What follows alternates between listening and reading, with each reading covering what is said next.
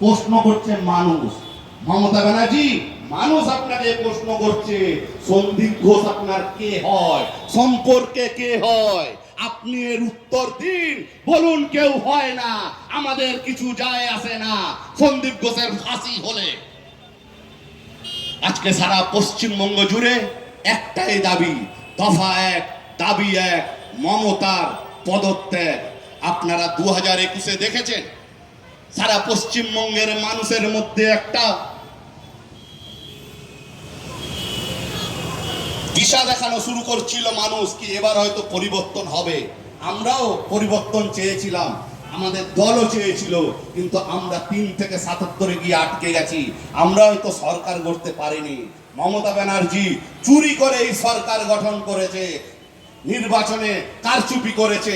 আমরা আপনাদের সেদিনও বলেছি, আজও বলে যাচ্ছি, কিন্তু এই সরকার আর বেশি দিন নেই।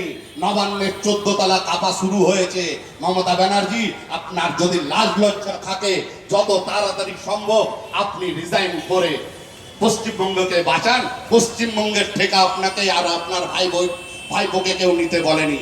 এই বলে আমি আমার ক্ষুদ্র বক্তব্য শেষ করছি। জয় হিন্দ, বন্দে মাতারাম, ভারত মাতার জয়।